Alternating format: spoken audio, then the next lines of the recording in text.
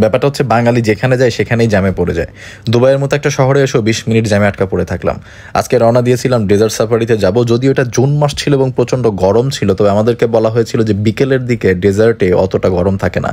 এই কথার উপর ভরসা করি আমরা ডেজার্ট সাফারিতে সাহস করি এবং রওনা হয়ে যাই। ডেজার্টের কাছাকাছি আসতেই ভাই গরম তো কমা দূরের কথা, এত গরমের ফিল পাবেন, গাড়ির ভেতরে এসি থাকা সত্ত্বেও গরমে ঘামতে থাকি।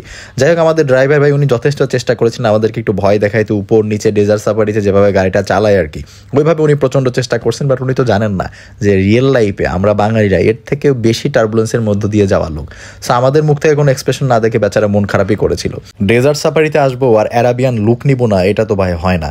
এই অ্যারাবিয়ান লুক নেওয়ার জন্য আমাদের এই ভাই আমাদের মাথায় পাগড়ি সুন্দর করে বেঁধে দিচ্ছিল। মাথাটা এমনিতেই অনেক গরম ছিল, পাগড়ি বাঁধার পর মনে হচ্ছিল টপ টপ করে ঘামে এই পাশ ওই পাশ দিয়ে পড়তে থাকবে। তারপর দেখতে সুন্দর লাগছিল, সো পাগড়িটা পরেই নিলাম। আমরা ডেজার্ট সাফারি যে জায়গাটাতে বসেছিলাম এখানে একটা সাইন ছিল আই লাভ দুবাই, এইটার সাথে একটু কারুকার্য সন্ধ্যার পর দেখাবে, সেটা পরবর্তীতে একটু পরে আপনারা দেখতে পারবেন। বাট ডেজার্ট সাফারিতে ডেজার্টের মাঝখানে একটা ক্যাম্পের মতো করে রাখে, যেখানে বিকেলবেলা নাচা গানা যেটা হয় ওটা হয় এবং লোকজন এখানে বসে খাওয়া দাওয়া করে। সো আমরা ক্যাম্পের ভেতরে ঢুকে দেখলাম যে এই মুহূর্তে ক্যাম্পে কেউই নেই আমরা ছাড়া, মানে সবাই আসবে সন্ধ্যার পর। বাট আমাদের অন্যান্য অ্যাক্টিভিটি ছিল দেখে আমরা একটু আগেই চলে এসেছি। থেকে বাসতে এখানে বসে বসে একটু আড্ডা মারছিলাম আমরা। শেখ সাহেব क्या हाल है आपका? आपको तो नाजुक बेटियों का तरह लग रहा है आप। इसमें आपको क्या करना चाहिए, अंदर से आपको कूल होना पड़ेगा।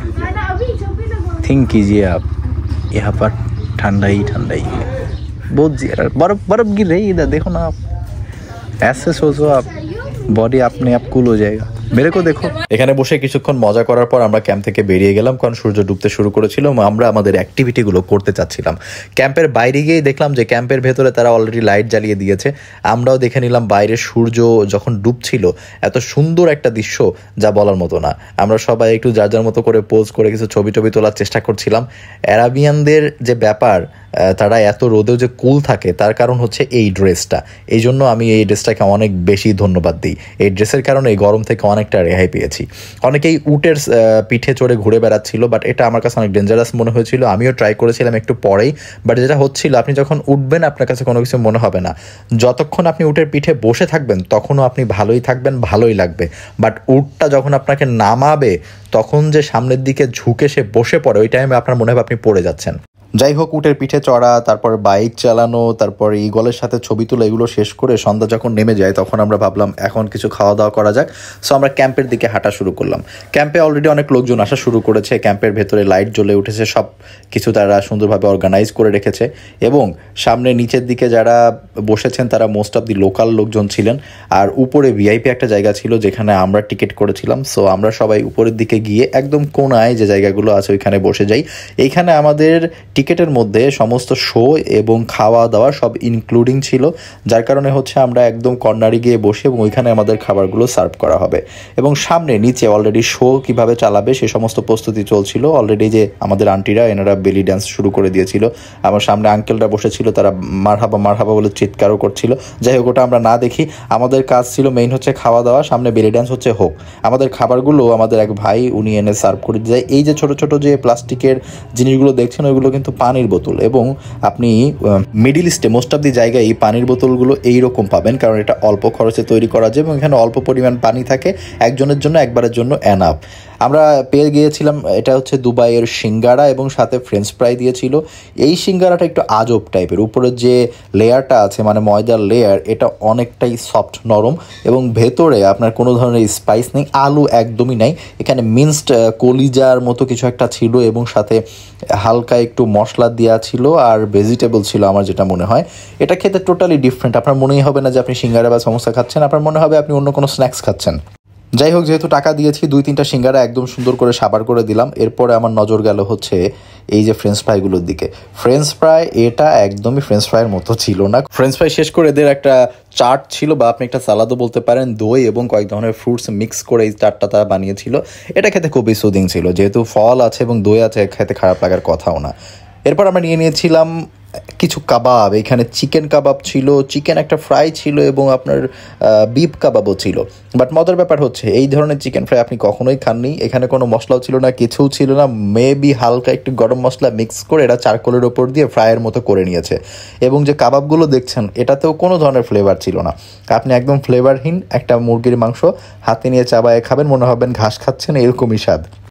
বিফ কাবাবটা আমি বলবো তুলনামূলক ভালো ছিল, কারণ বিফের একটা নিজস্ব ফ্লেভার থাকে, যার কারণে এটা চারকোলে যখন করা হয় এমনিতে এর থেকে একটা ফ্লেভার বের হয়। সো ওই ফ্লেভারটার কারণে বিফ কাবাবটা আমার কাছে ভালো লেগেছিলো এবং এটা একটু স্পাইসিও ছিল। তারপরে শুরু হয়ে গেছিল আমাদের আসল শো।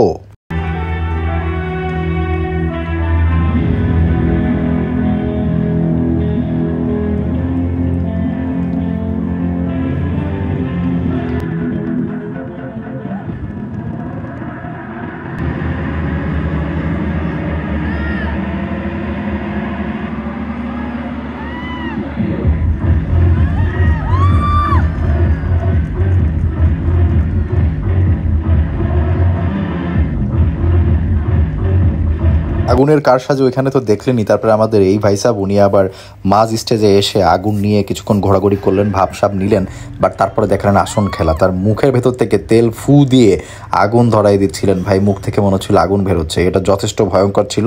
যাই হোক, খেলা শেষ হওয়ার বিরতির পর আমরা আবার পেলাম হচ্ছে কিছু আইটেম। এখানে কয়েকটা রাইস আইটেম ছিল, একটা নুডলস ছিল, আরও একটা কারি ছিল, মেবি একটা না আসলে দুই ধরনের কারি, একটা ডাল দিয়ে বানানো ছিল আর একটা হচ্ছে এমনি মশলা ছিল, আর চানা মশলা দিয়ে একটা আইটেম ছিল এবং কিছু ফ্রুটসও তারা দিয়ে গেছিলো।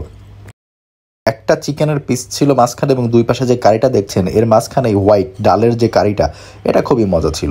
আমি বেশিরভাগ আইটেমগুলো এই ডালটা দিয়ে ট্রাই করেছিলাম এবং চিকেনের পিসটা আসলে ছিঁড়তে পারি নাই, তাই আমার খাওয়াও হয়নি। বাট আমি এই ডালটা প্রথমে রাইসের ভেতরে দিয়ে একটু ট্রাই করি। রাইসটা ফ্লেভারযুক্ত ছিল, আমাদের খিচুড়ি টাইপের রাইসের মতো, বা অতটা মশলাদার না আর কি।